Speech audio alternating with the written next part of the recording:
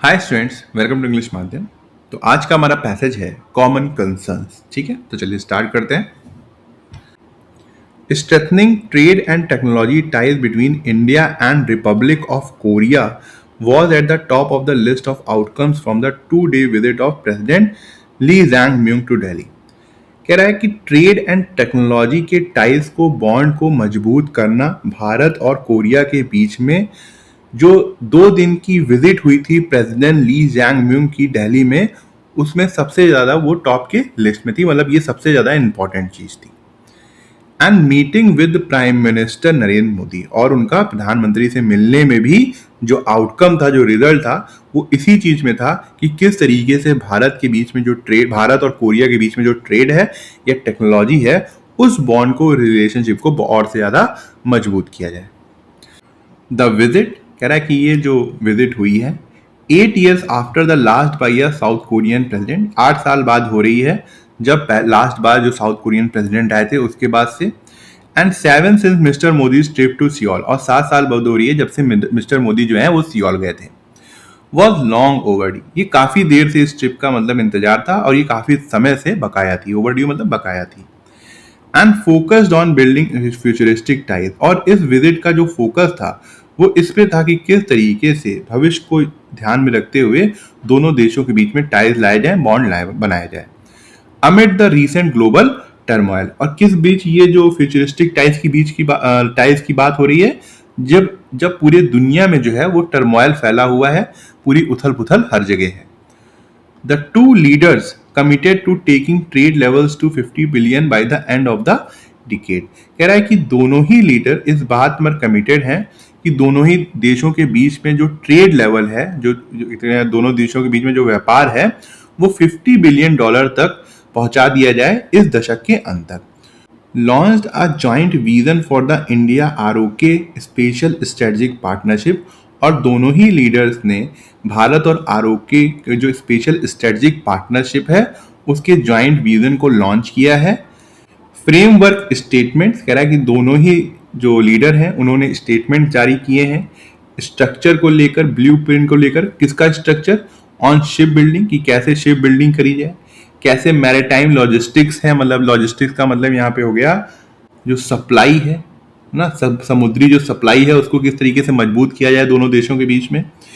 Energy resource security, जो energy के resource है उसकी सिक्योरिटी कैसे की जाए। एंड सस्टेनेबिलिटी, और सस्टेनेबिलिटी का मतलब है कि कैसे इन सब चीज़ों को इको फ्रेंडली बनाया जाए, पर्यावरण को नुकसान ना पहुंचाए। And sign 15 memorandum of understanding, memorandum of understanding पता ही होगा, एग्रीमेंट। और 15 समझौते जो हैं दोनों ही देश ने साइन किए हैं। किसमें? On cooperation in a number of economic areas, बहुत से आर्थिक एरियाज में, बहुत से आर्थिक सेक्टर में ये जो 15 मेमोरेंडम ऑफ अंडरस्टैंडिंग है, ये जो एग्रीमेंट है, इसको साइन किया गया है। इन पर्टिकुलर, खासकर the two nations are seeking to use Korean technology skill, दोनों ही देश ये चाहते हैं, सीक का मतलब होता है, सीकिंग मतलब ये डिजायर है, ये चाहते हैं कि कोरियन टेक्नोलॉजी की जो स्किल है उसको यूज किया जाए। और इंडिया की जो कैपेसिटी है, भारत की जो क्षमता है कि किसी भी छोटे प्लांट को बहुत ज्यादा बड़े स्तर पे ले जाने की, उसको यूज में लिया जाए। टू बिल्ड पार्टनरशिप, दोनों देशों के बीच में जो पार्टनरशिप है उसको बनाने के लिए। किसमें?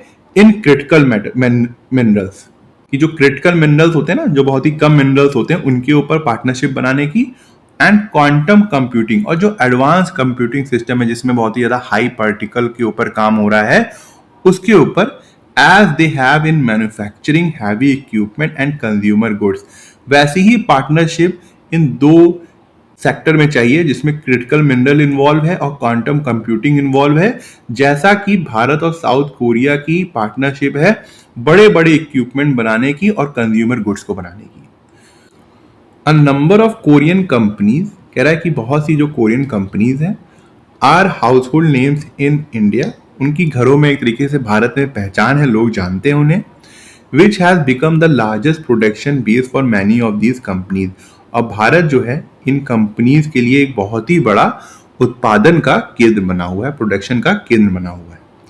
Despite the present day success, कह रहा है कि आज के सक्सेस के बावजूद भी, an Asian history dating back to Korean princess Suri Ratna कह रहा है कि ये जो हिस्ट्री है जो कि कोरियन प्रिंसेस थी सूरी रत्ना वहां से चली आ रही है, डेटिंग बैक टू, मतलब तब से ऐसा चला आ रहा है।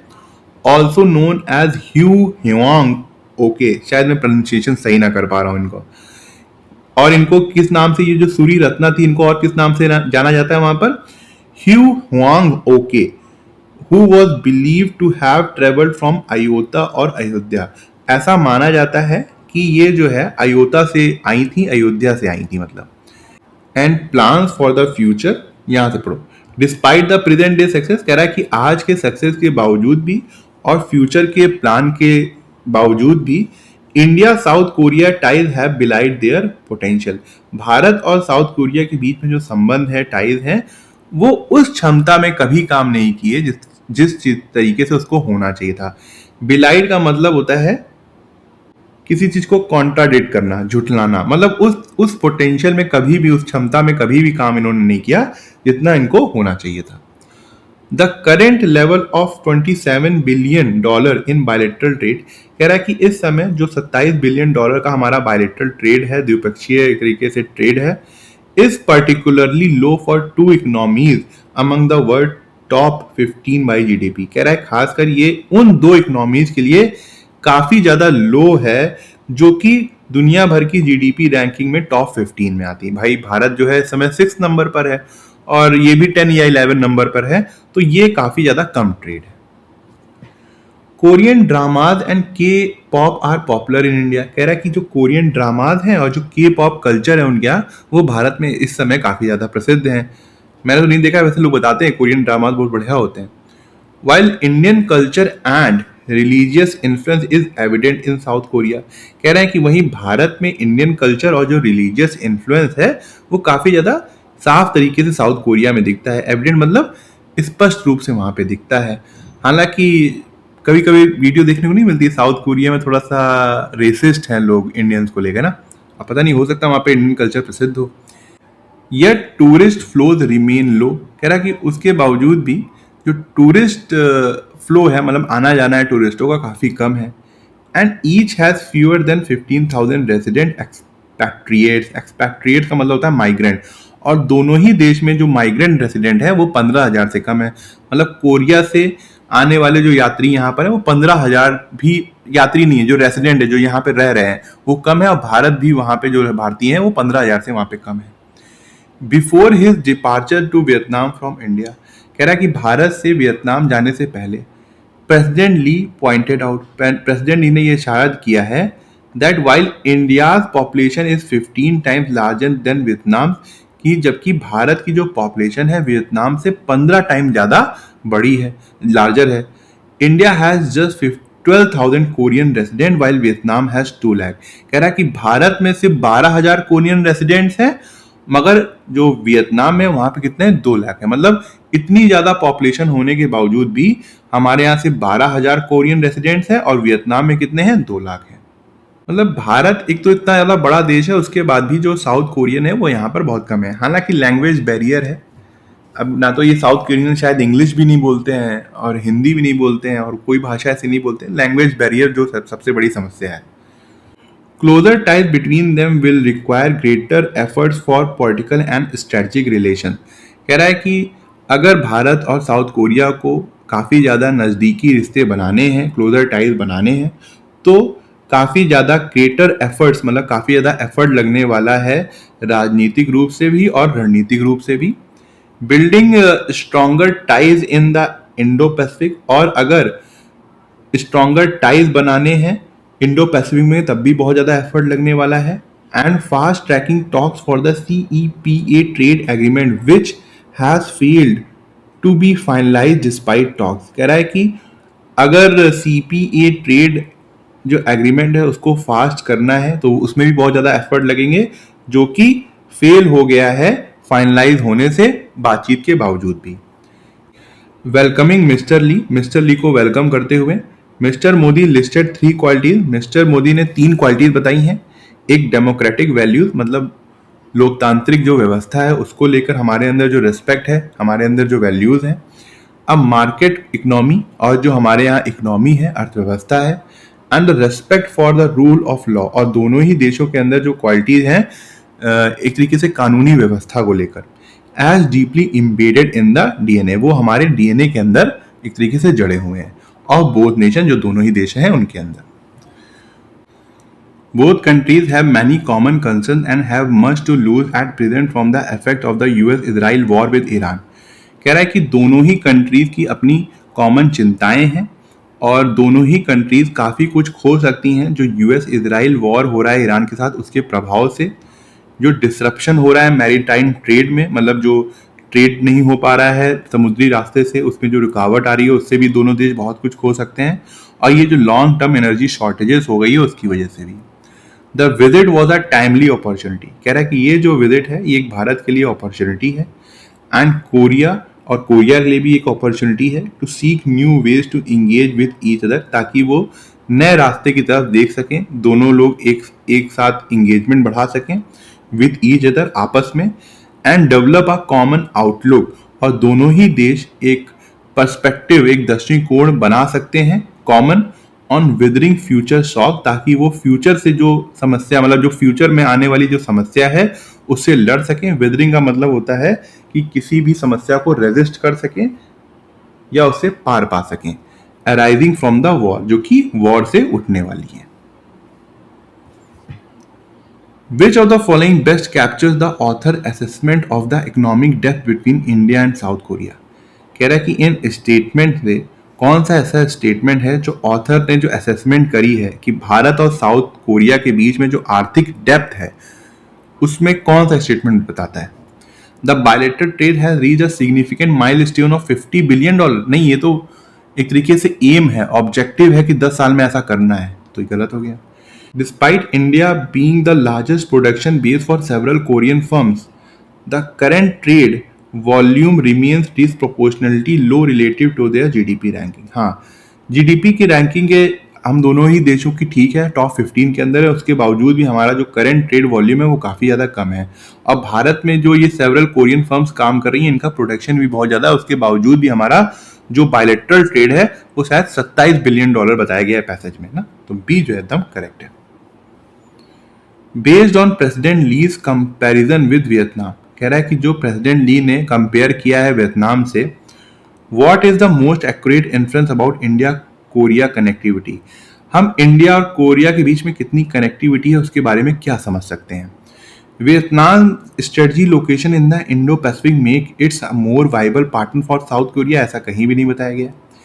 India's manufacturing capacity is 15 times less efficient then Vietnam for Korean expatriates, ऐसा भी कहीं नहीं बताया गया कि हमारी कैपेसिटी जो है वो 15 टाइम लेस है, एफिशिएंट है। Human to human engagement in India is remarkably low related to India's demographic scale, कह रहा है कि जो ह्यूमन टू ह्यूमन इंगेजमेंट है भारत में वो काफ़ी ज़्यादा कम है, जबकि भारत की जो पॉपुलेशन है वो ठीक ठाक है। हाँ, तो यही वजह है कि हमारे यहाँ इंट्रैक्शन कम है, जो कोरियन है वो बहुत ज़्यादा कम है यहाँ पर। Which specific set of sectors are the two nations prioritizing to combine Korea technical expertise with India's large scale capacity? कह रहा है कि ऐसे कौन से सेक्टर हैं जिसको प्रायोरिटी दी जा रही है दोनों ही देशों की तरफ से, और उसमें ये बात की जा रही है कि कोरियन की जो टेक्निकल है उसको मिलाया जाए और भारत की जो लार्ज स्केल कैपेसिटी है किसी भी बिजनेस को बढ़ाने की उसको मिलाया जाए। तो वो क्या था, एक तो क्रिटिकल मिनरल्स था, heavy equipment manufacturing and the field of quantum computing, तो डी जो है वो करेक्ट आंसर है। What does the author identify as a shared vulnerability that necessitates a common outlook between the two nations? कह रहा है कि ऑथर ने ऐसी कौन सी खामियां हैं, वर्नेबिलिटीज, कमजोरियां हैं जो दोनों देशों के पास हैं और जो जरूरी बनाती हैं कि दोनों देशों का जो आउटलुक है, पर्सपेक्टिव है, वो कॉमन होना चाहिए। The failure to fast track political relations, नहीं। Economic fallout from the US Israel war with Iran and potential energy shortages, कह रहा है कि जो इकोनॉमिक फॉल आउट हो रहा है, एक तरीके से जो इकोनॉमिक के ऊपर प्रभाव पड़ रहा है दोनों देशों के ऊपर यूएस इजराइल वॉर की वजह से, और जो शॉर्टेजेस होने वाली हैं। हाँ, तो यही एक चिंताएं हैं, यही एक कमजोरियां हैं दोनों देशों की वजह से, जिसकी वजह से दोनों ही देशों के पास कॉमन पर्सपेक्टिव होना चाहिए। Despite the present day success, India-South Korea ties have belied their potential. In which of the following statement is the word belied used in the contextually correct manner?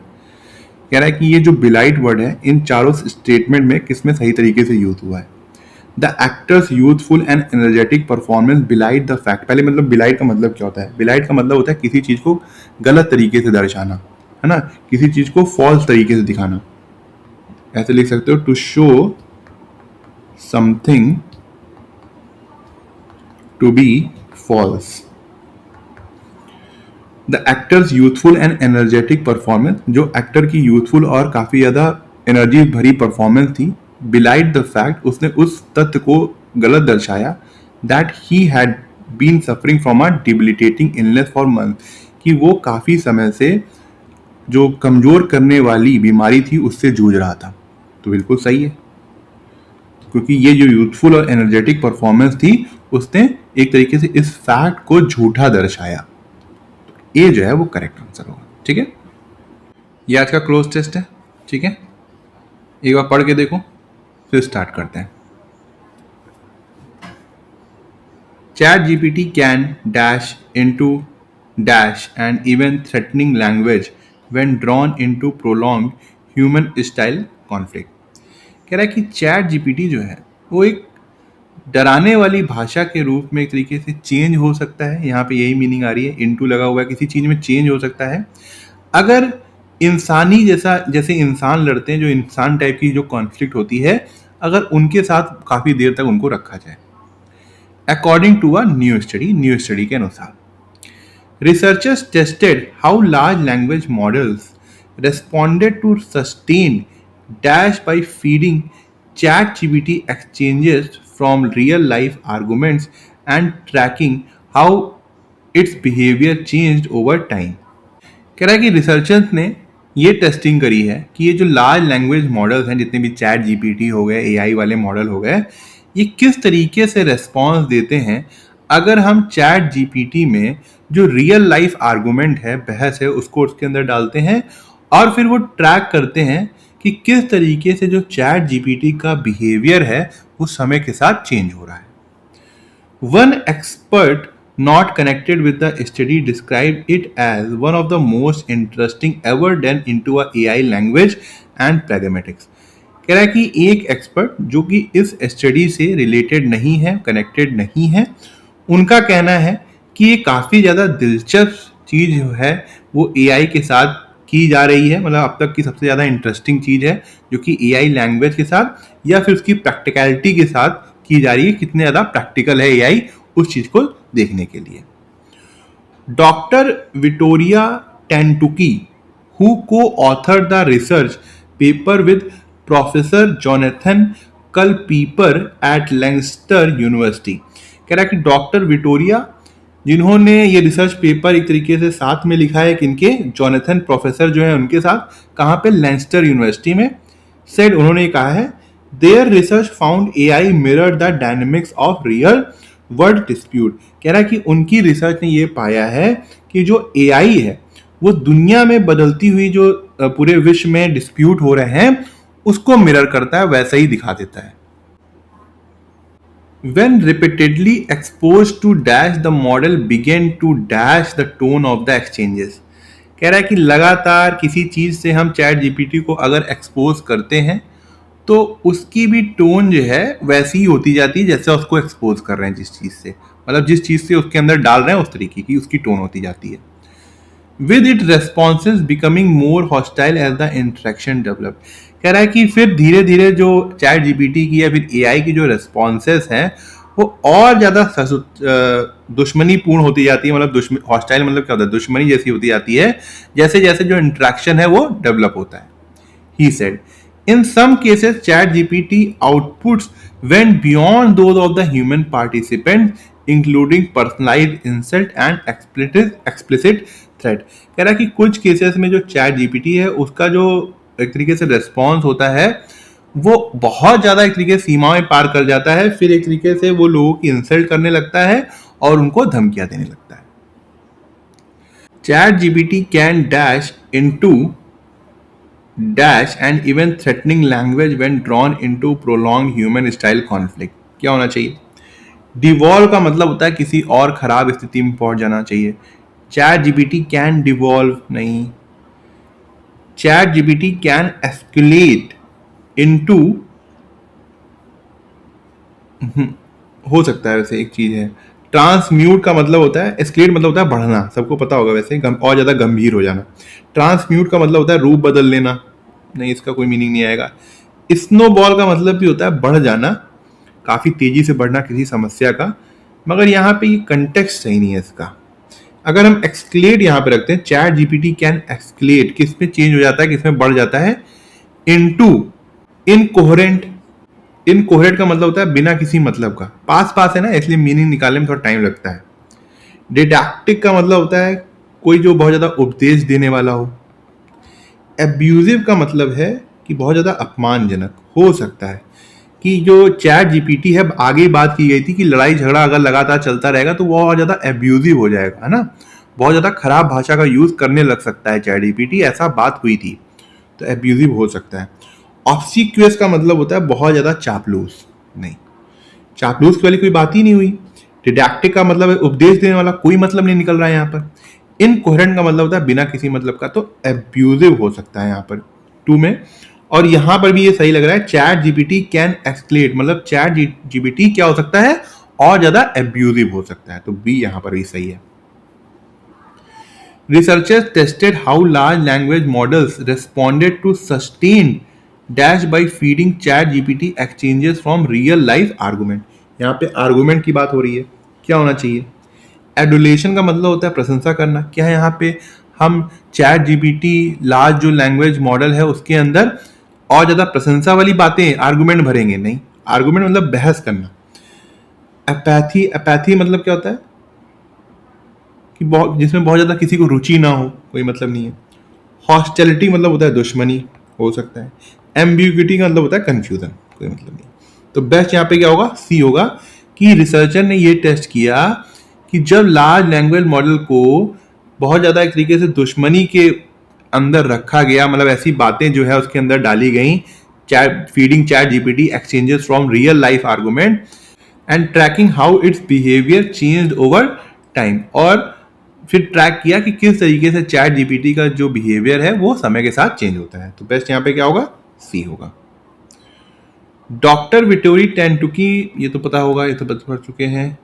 Found AI mirror the dynamics of real world dispute, ठीक है, when repeatedly expose to, जब ये जो chat GPT model है इसको किसी के सामने लगातार लाया जाएगा, एक्सपोज किया जाएगा, the model begin to dash the tone of the exchanges. अच्छा, क्या कहना चाह रहा है यहाँ पे, कि अगर हम इस चैट जीपीटी मॉडल के सामने बार बार जो अब्यूजिंग लैंग्वेज है उसको लेके आए, तो ये जो ये जो मॉडल है ये उन एक्सचेंजेस को जो कि लगातार रियल लाइफ में हो रहे हैं उसको एक तरीके से दिखाना स्टार्ट कर देगा, यही तो कहना चाह रहा है। इनसिवियरिटी मतलब एक तरीके से असभ्यता, मगर जो लैंग्वेज है उसको हार्श लैंग्वेज से, बहुत ज़्यादा अब्यूजिंग लैंग्वेज से एक्सपोज किया जा रहा है, तो यहाँ पे इनसिविलिटी का मतलब कोई नहीं है। इम्पोलाइटनेस का मतलब होता है बहुत ज़्यादा बदतमीजी वाली भाषा, एक बार सोच सकते हैं ना, बहुत ज़्यादा जो आर्गुमेंट है उसका, हाँ हो सकता है। इंसोलेंस जो है ये बहुत ही ज़्यादा एक तरीके से, इम्पोलाइटनेस का मतलब यहाँ पर है कि रोज़मर्रा की जो आर्गुमेंट्स हो रही हैं ह्यूमंस के बीच में, अगर उससे हम एक्सपोज करते हैं, जो डेली हमारे बीच कुछ ना कुछ बहस हुआ करती है, इंसोलेंस जो होता है वो बहुत ही ज़्यादा एक तरीके से और ज़्यादा हार्श वर्ड है, तो इस कंटेक्स्ट में यूज़ करना सही नहीं है। एफ्रेंट्री का मतलब होता है बहुत ज्यादा ओडेसिटी, एक तरीके से नहीं होता दुष्टता, कोई मतलब नहीं है यहाँ पे, तो बी जो है वो करेक्ट है।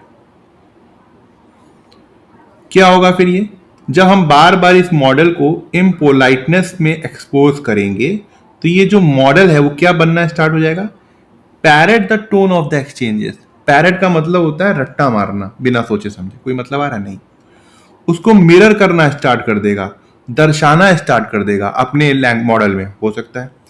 एमुलेट मतलब होता है किसी को नकल करना या किसी को आदर्श मान के उसको फॉलो करना, आइडियल मानकर, नहीं आ रहा है। सिमुलेट का मतलब भी नकल करना होता है, मगर बेस्ट यहाँ पे मिरर होगा क्योंकि वो दर्शा रहा है, जैसा यहां हो रहा है वैसा ही यहां पर हो रहा है, ठीक है, तो कंटेक्स्ट हिसाब से क्या होगा, बी करेक्ट होगा। ये पहला दंबल है, S1 फिक्स है, S6 फिक्स है, ये ऑप्शन दिए हुए हैं, एक बार खुद से ट्राई करो फिर मेरा एक्सप्लेनेशन देखो। Rishi Sunak has warned that AI is flattening the job market for young people, making it increasingly difficult for graduates to secure entry-level roles.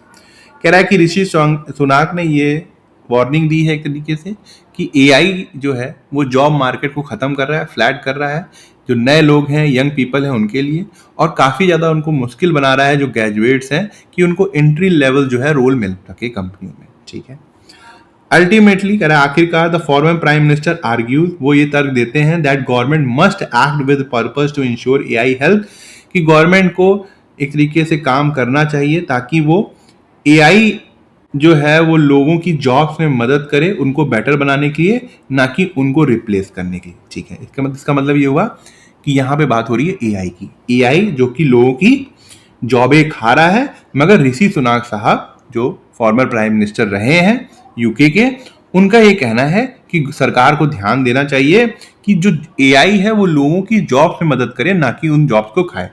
Context समझ में आ गया? अब PQRS को सेट करो। ऑप्शन ये दिया हुआ है, मदद ले सकते हो ऑप्शन की।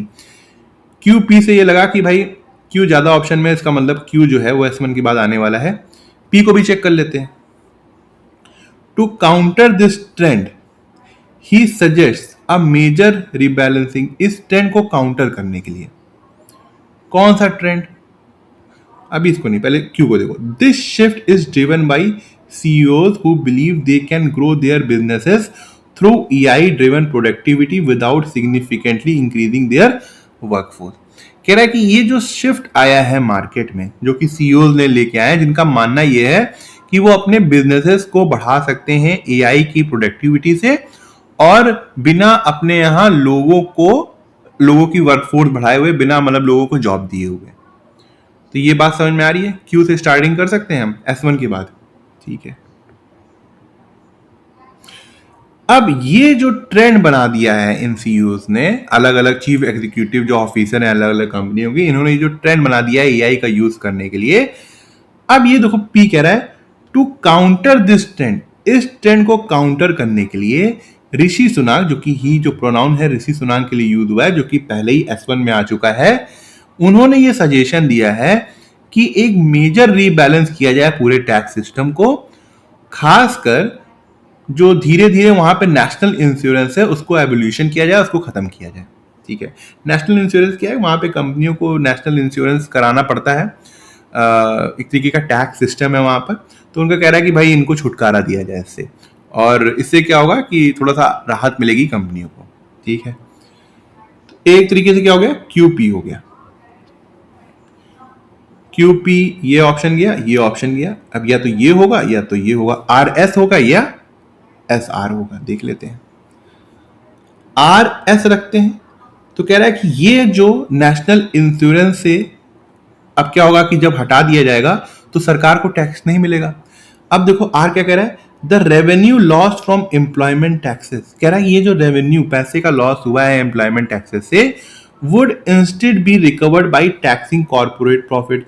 तो हम उस टैक्स को कैसे कवर करेंगे कि कंपनी का जब प्रॉफिट होगा उससे कवर करेंगे, which are expected to rise due to AI efficiencies, जो कि पूरी संभावना है उस प्रॉफिट्स की बढ़ने की, क्योंकि अब कंपनियां एआई का यूज कर रहे हैं, वो बहुत ही ज्यादा एफिशिएंट है, कोई गलती करेंगे नहीं, परफेक्ट तरीके से काम करेंगे, इसी वजह से उनका प्रॉफिट बढ़ेगा, इसीलिए सरकार वहां से प्रॉफिट ले लेगी।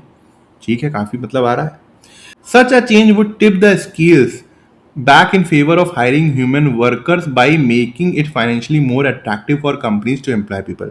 कह रहा है कि ये जो चेंज अगर लाया जाए तो इससे क्या होगा, कंपनियां जो है वो दोबारा लोगों को अपने यहाँ हायर करना स्टार्ट कर देंगी, क्योंकि वो अपना एक तरीके से प्रॉफिट सरकार के साथ बांटना नहीं चाहेंगी, और इससे क्या होगा कि दोबारा से लोग एम्प्लॉयड होने लगेंगे। तो आ तो रहा है ना, QPRS जो है वो परफेक्ट लग रहा है, और कुछ सोचने की जरूरत ही नहीं है। तो QPRS डी हमारा करेक्ट आंसर है। तो ठीक है, आज का लेक्चर यहीं ख़त्म करते हैं। आई होप आपको कुछ सीखने को मिला होगा, और आप कमेंट सेक्शन में ज़रूर बताइएगा कि आपको आज का लेक्चर कैसा लगा और आपको क्या सीखने को मिला। अगर आप मुझसे इंग्लिश ग्रामर पढ़ना चाहते हैं तो आप हमारा ऐप इंग्लिश माध्यम प्ले स्टोर से डाउनलोड कर सकते हैं। ऐप ओपन करते ही आपके सामने होम स्क्रीन आएगी, वहाँ पे आपको 5 ऑप्शन मिलेंगे, मेन, लाइब्रेरी, फीड, लेक्चर, पास। लेक्चर में क्लिक करते ही आपके सामने 2 वर्जन आएंगे, फ्री और पेड। पेड में क्लिक करते ही आपके सामने इंग्लिश ग्रामर का एक सेक्शन आएगा, जहाँ पे मैंने इंग्लिश एसएससी के लिए बहुत ही डिटेल में बताया हुआ है और बहुत ही सिंपल लैंग्वेज में बताया है, जो कि आपकी कॉन्सेप्ट्स को और अच्छा करेगा और आपको अच्छे मार्क्स लाने में हेल्प करेगा। तब तक के लिए प्रैक्टिस करते रहिए। Thank you so much for watching this video.